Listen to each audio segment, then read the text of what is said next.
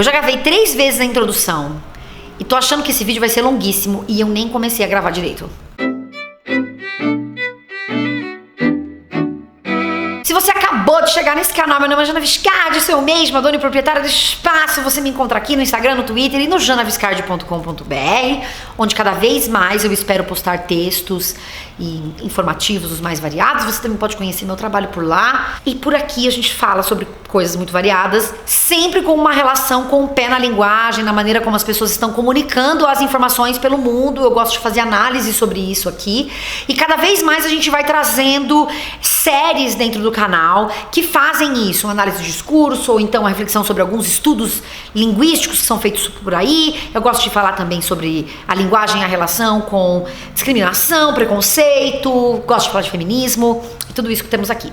E por conta desses meus gostares e daquilo que você já conhece, sabe que eu gosto, você pediu pra eu falar sobre o discurso da Damares, que é a nossa nova ministra da Mulher, Família e Direitos Humanos. Este é o nome do ministério. E o que você queria que eu falasse? Você queria que eu falasse sobre o vídeo em que ela fala que menina veste rosa e menino veste azul. E eu não sabia o que se tratava esse vídeo. E eu fui ver e o vídeo só diz isso mesmo.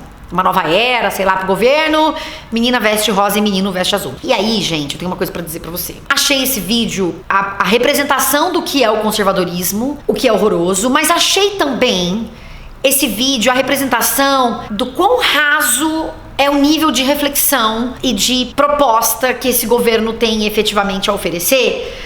De modo que achei melhor não olhar só pra esse vídeo e eu fui olhar, na verdade, os 30 minutos de discurso de posse que ela fez. Janaísa, maravilhosa, foi lá e fez o quê? A transcrição de todo o vídeo. Deu um pouco de trabalho no caso, mas nós estamos aqui pra isso, não é mesmo? E aí eu quero fazer, assim, algumas observações pra gente começar.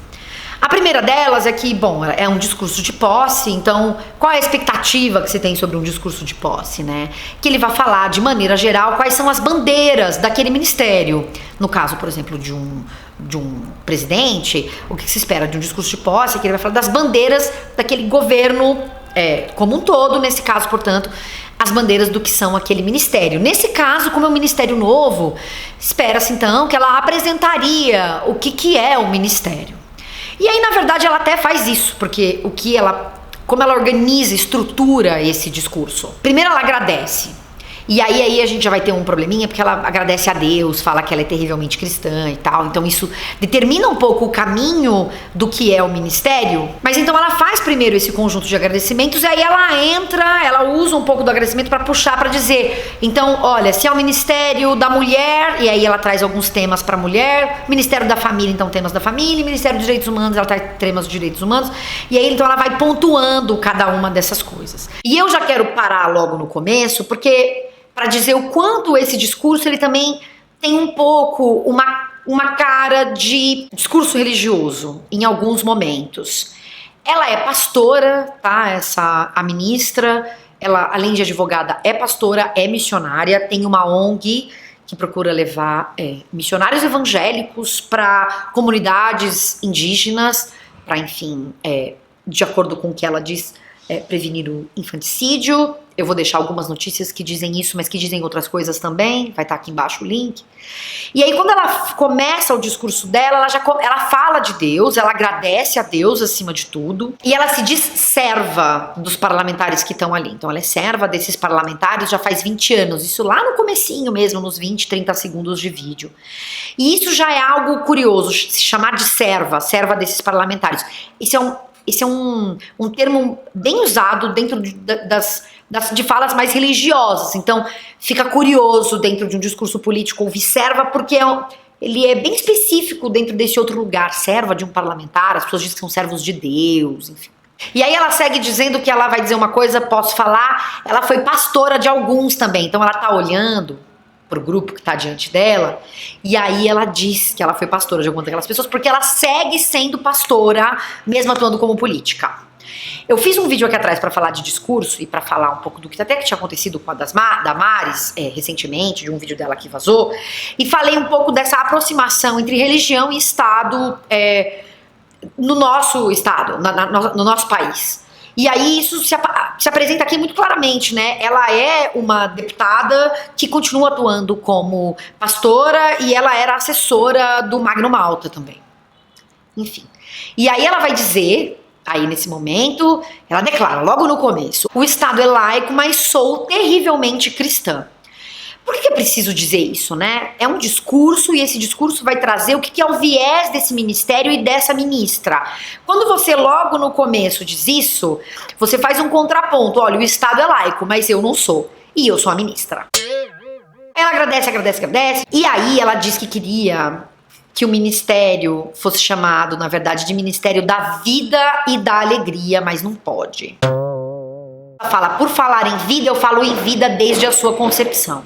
Então ela deixa claro, desde o começo desse pronunciamento dela, quais são as bandeiras dela. Então ela entende que a vida é a vida desde a concepção, já é entendido que ela é contra o aborto, então ela vai falar da vida aqui, ela queria que fosse o Ministério da Vida.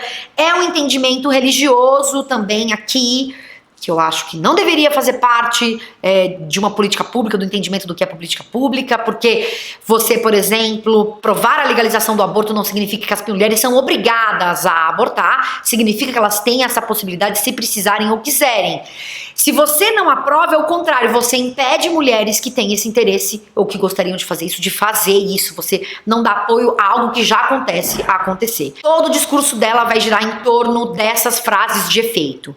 Uma frustração, que eu já digo desde cara, é justamente essa, porque ela não fala de políticas públicas diretas, objetivas, claras. Então, se ela falou lá naquele microtexto que menina veste azul e menino veste rosa, ela repete coisas parecidas com isso aqui, e na verdade isso é um problema, porque parecem mais, na verdade, um discurso de quem tá querendo entrar para um cargo público do que alguém que já entrou num cargo público. É como se fosse um discurso eleitoreiro, mais do que um discurso propositivo, efetivamente. Continuando, então, já que ela falou da vida, ela fala da vida em abundância, não dá pra entender o que significa vida em abundância, isso é vago.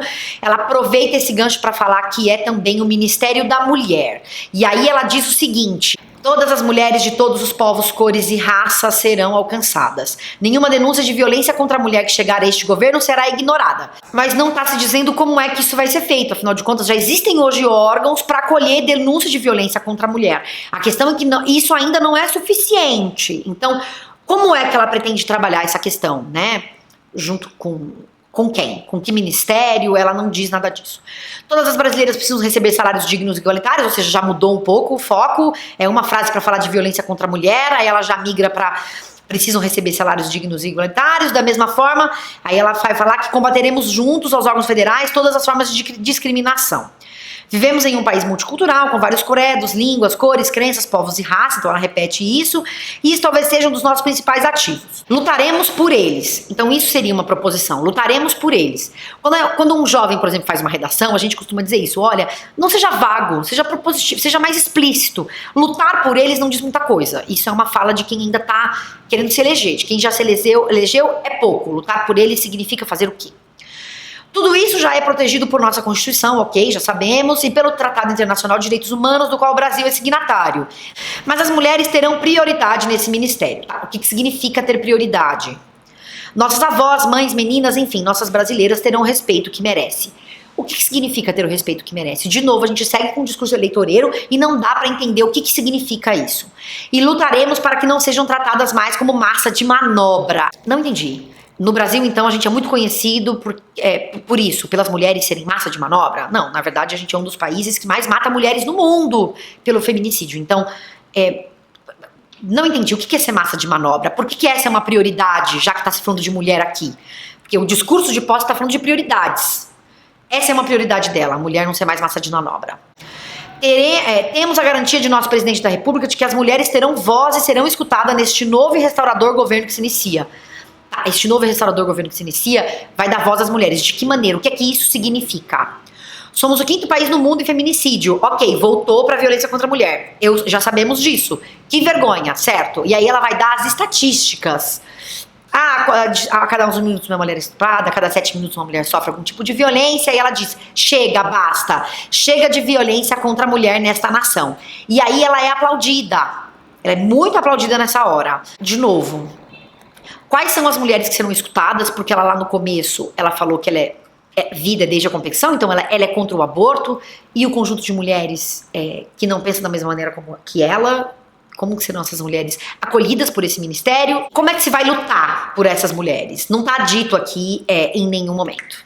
E aí ela sai das mulheres para falar da família, já que é o Ministério da Mulher, da Família e dos Direitos Humanos. Aí ela diz, esse é o Ministério da Família.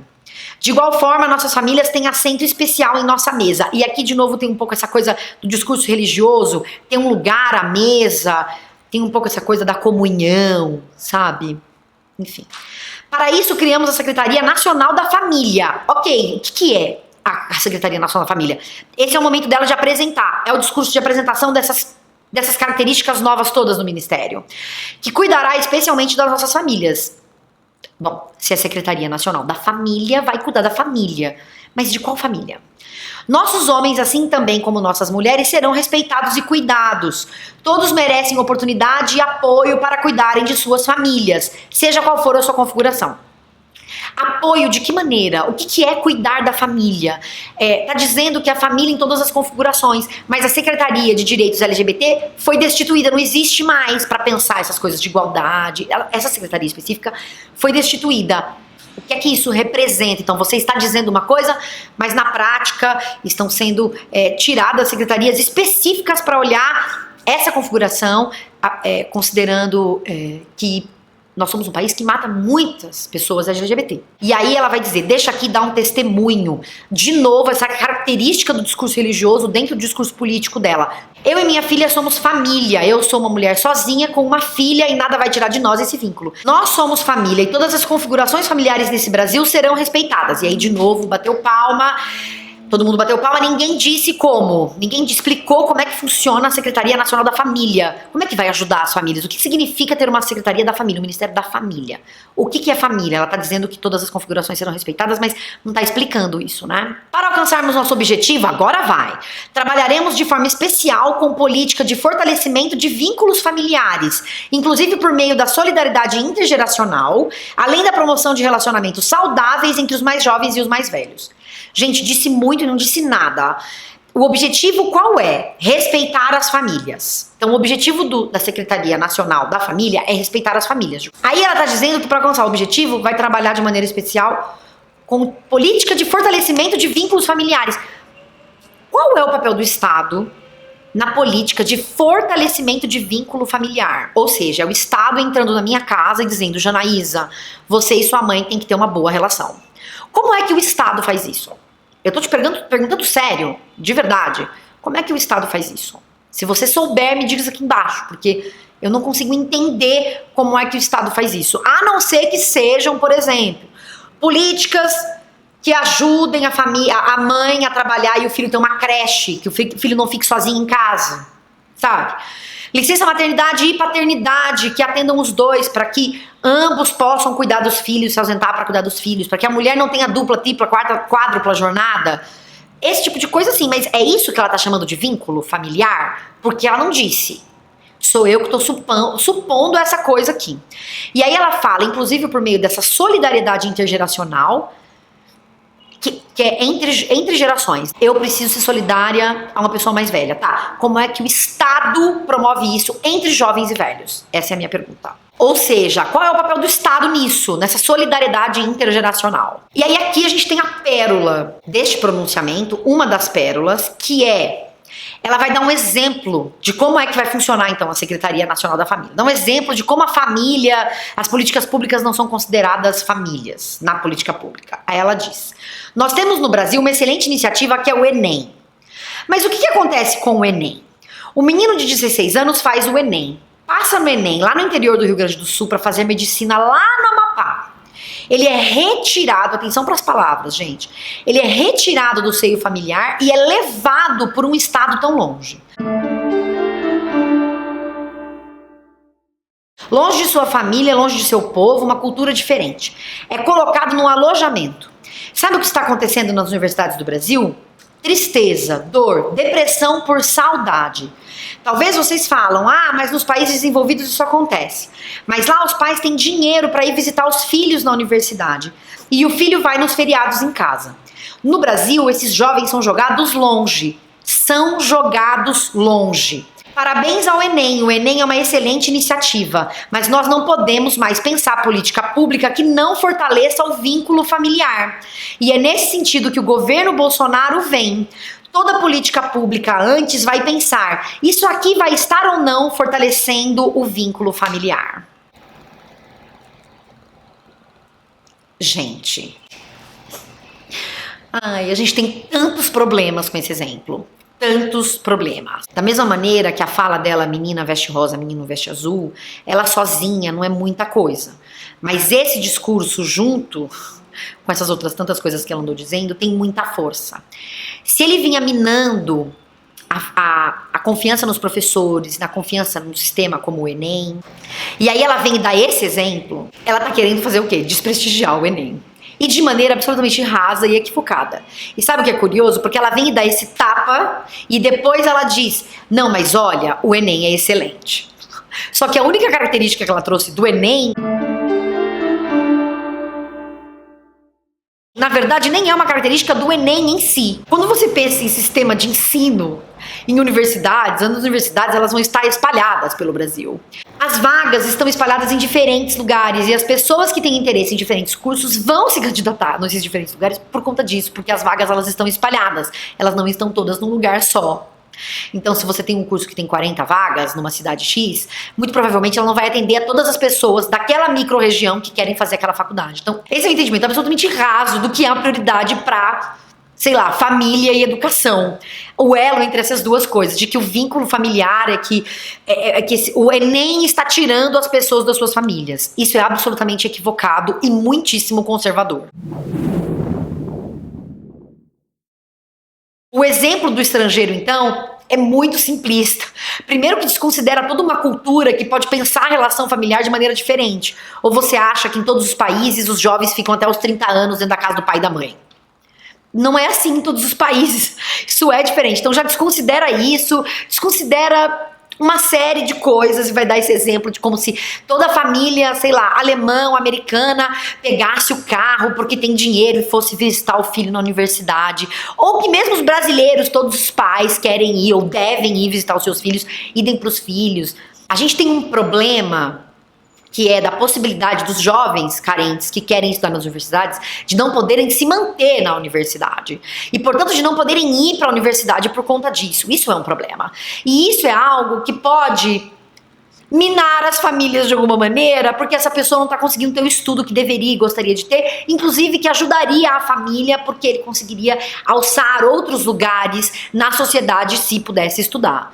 Então isso sim é um problema, não isso que ela relatou. O nosso problema é de vaga na universidade para os jovens, vaga, a gente precisa de vaga para as pessoas. Isso não se resolve definindo que eu que moro em São Paulo vou fazer faculdade aqui em Campinas apenas.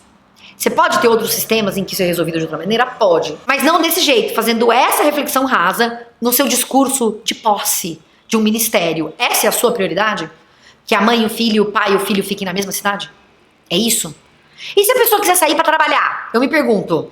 Eu estudei na mesma cidade para ter um vínculo com a minha família. Então, não deveria ser possível? Porque senão eu estou destruindo o vínculo da mãe e do filho. Então, as empresas estão todas destruindo as vidas das famílias porque as pessoas saem de casa para trabalhar e vão para outras cidades, estados, inclusive países. É isso mesmo que a gente está discutindo aqui? É isso. É essa a nossa preocupação quando a gente conecta educação e família. Tamo de parabéns mesmo. E aí aqui a escolha que ela fez é muito importante. Ela disse que o jovem ele é retirado de casa, ele é levado por um estado tão longe, é retirado do seio familiar. Ele não é retirado. O Enem vai disponibilizar vagas em vários lugares e a pessoa aceita aquela vaga se ela quiser. É claro que não é tão simples assim, porque tem uma questão das escolhas, da possibilidade de fazer essa escolha, mas tem tantos outros elementos que são fundamentais para garantir educação para as pessoas e que não tem nada a ver com isso e que a gente não está discutindo.